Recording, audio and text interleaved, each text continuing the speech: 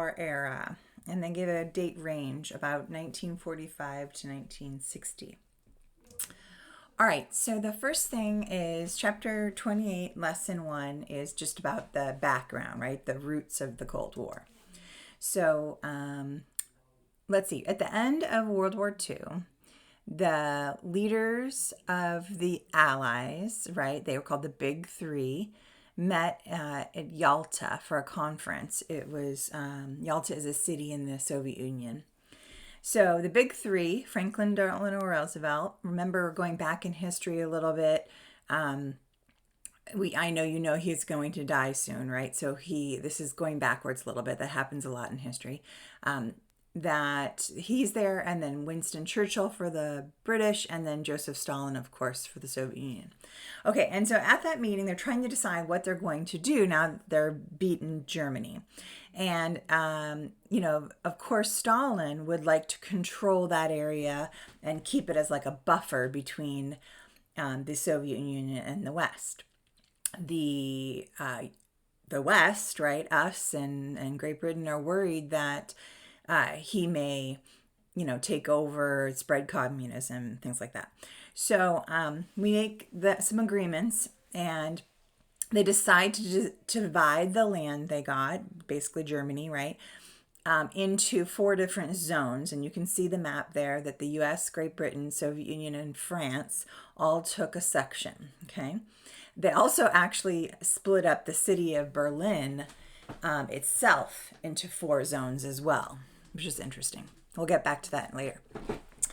Okay, and so in this meeting, Stalin agrees that he is going to have free elections in his area, and they really are hoping that, they can come up with a solution. They also agree to have the United Nations. So they're going to have a meeting of a lot of the countries to work out any disputes before it turns into a war again. So that meeting does happen in San Francisco. And actually, Roosevelt was dead by then, so Truman had already taken over by the time that meeting does happen. Okay, so I'm no surprise, Stalin does not live up to his pledges that he made at the Yalta Conference, and there are not free elections. They set up communist governments, and he keeps his forces in that area of Eastern Europe as well. So as we were concerned about, that starts to happen. And so it's actually Churchill who in a speech mentioned the word Iron Curtain, which is now used a lot. And it doesn't mean anything literal, right? It's like a symbolic term, but saying there's a very clear definition, or division between the East and the Western Europe. During this time of the Cold War. So they have a picture there of a curtain coming down, showing that, of that divide. So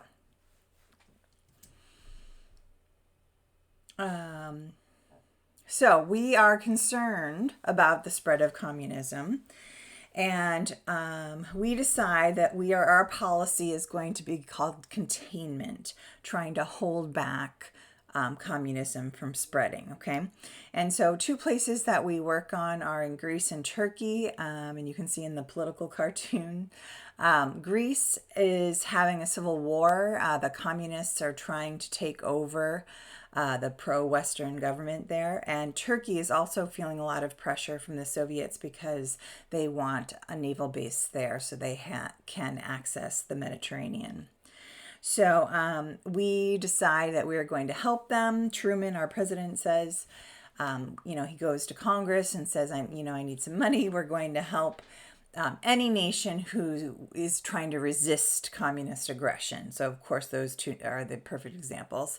And so he gets that money to help them. Also, a few months later, his Secretary of State, George Marshall, comes up with a plan. And he asks Congress, and they spend about $13 billion on supplies and machinery and food to help people because, remember, it's after World War II. Things are a mess, right? People are starving. There's a lot of rebuilding to do, a lot of unemployment. And so they're afraid that people will turn to communism, right? Which they guarantee that they will take care of you. Like if you basically give up, all your freedom and rights and let them be, a dictator, they say they'll feed you and stuff. So they don't want them turning to that. And so they think even though it's spending the money, it's well worth it. Okay. All right. Here's a good example. The tensions are getting pretty bad. The Western side, right? The United States, the British, and the French, we all agree to join our Western side of Germany together.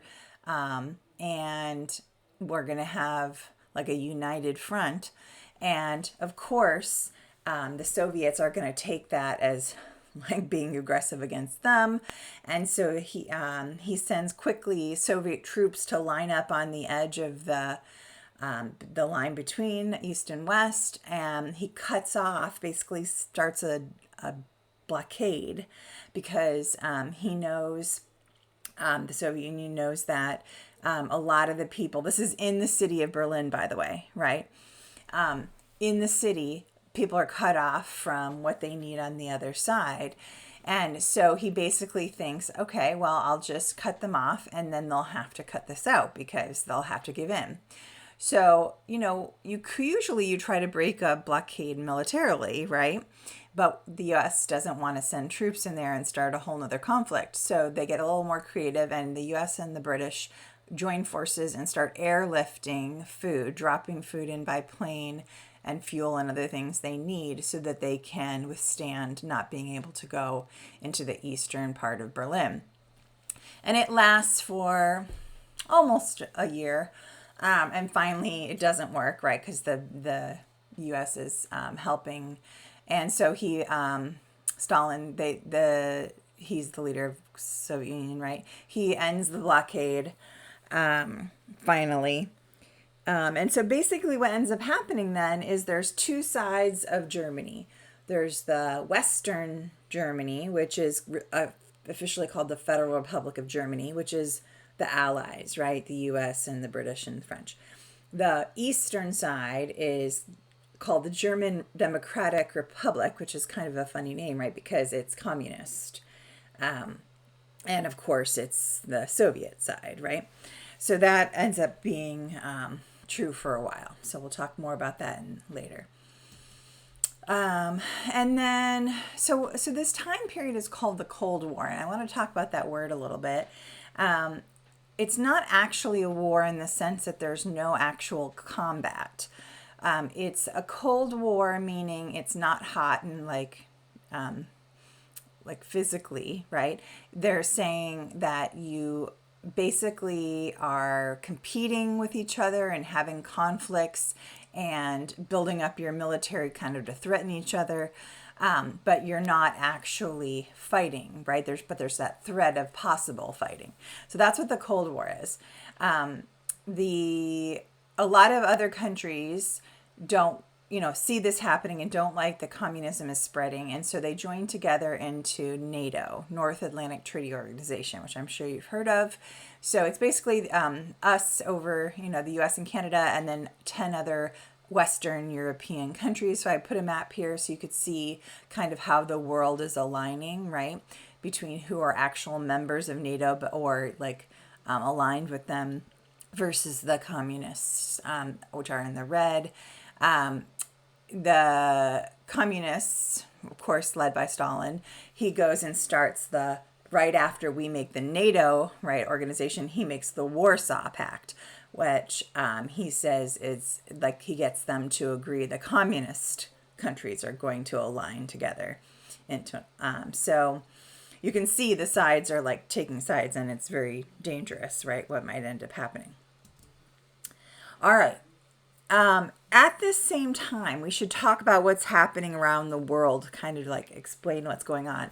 So there's a lot of independence movements, and this is kind of over a few decades, but during this time, right, the Philippines finally get their independence from the United States. We've talked about that before, how we had control of them, right?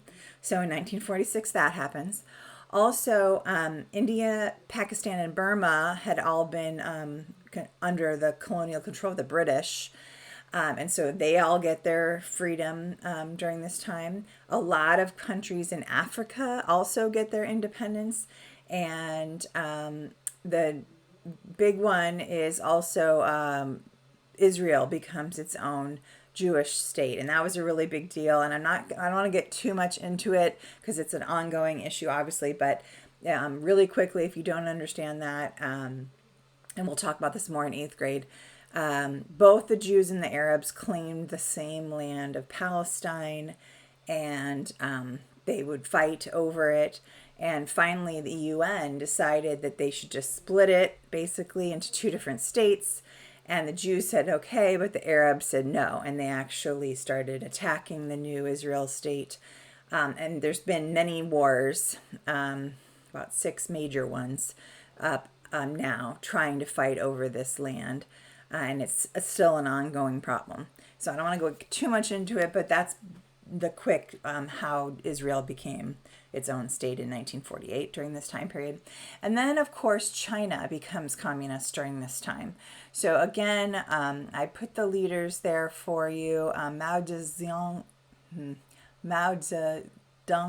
I believe is how you say it, and Jiang Kashek, I think.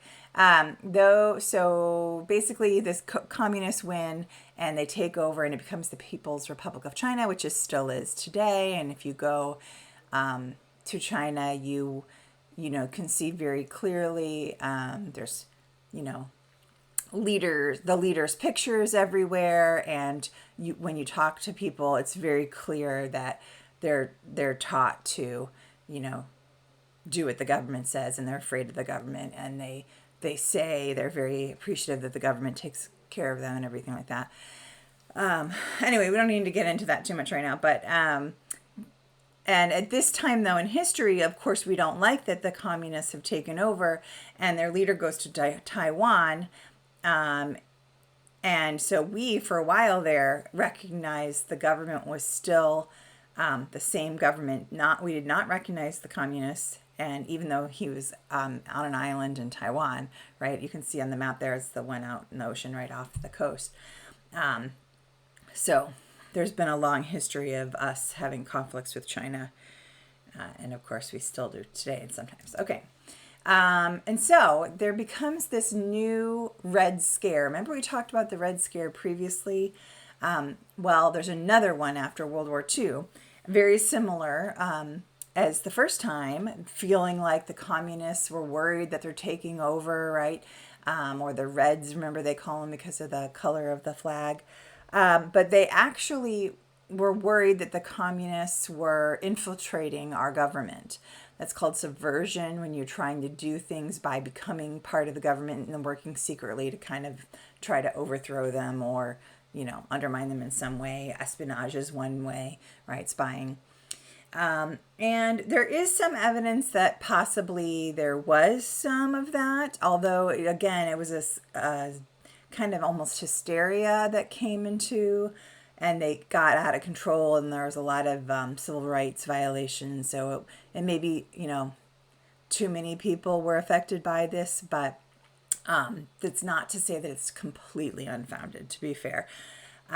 Okay, so anyway, the book talks about a couple examples. There's just one I'll talk about, this picture here of Julius and Ethel Rosenberg, who were accused of passing secrets about the atomic bomb to the Soviet Union. That's because the Soviet Union got the bomb capabilities earlier than we would have thought. And so they were found guilty of espionage and actually executed. So they're the most famous example.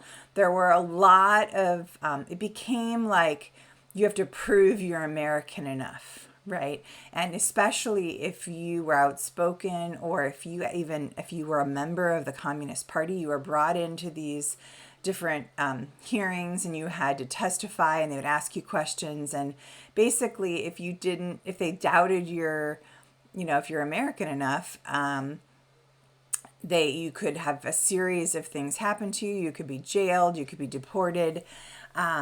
You could be, if you have a serious crime, you could be, have serious consequences. Sometimes it was just that you would like lose your job. Like you were put on this list of like people don't are afraid of you. You've been shunned, kind of. So like the Hollywood blacklists are the perfect example. Your book doesn't mention that, but there's a lot of famous writers and actors and singers and things that couldn't work because they were considered un-American and no one would hire them, or once they were accused, they sometimes they had to work like they couldn't put their name on it, right? And they didn't get credit for doing the things they really did, all because of the hysteria, right? Everyone was so against it. And so there were like, there's called the Hollywood 10 who stood up and said, I'm not going to,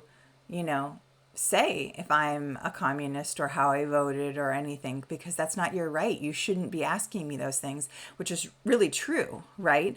And so, but if you went against them, you like, it became like, if you take the fifth, right, the amendment that says I won't testify against myself, then it's like implying that you're guilty. So it was really bad. And there were these lists going around of who was a, communist.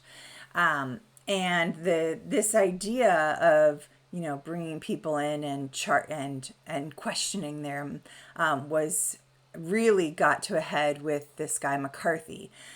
Senator McCarthy, Joseph McCarthy, he was a senator from Wisconsin, and he claimed that the U.S. State Department was infiltrated, and he had a series of hearings questioning people's loyalty, even like high government, like army, generals and things. And it became like a frenzy. And eventually people said, they called it McCarthyism right after him, because he was so reckless, and it was, unproven charges, and they would go after people. And eventually he was censured, meaning that they formally criticized him, right, the rest of the Senate, because he was so, zealous and going after people.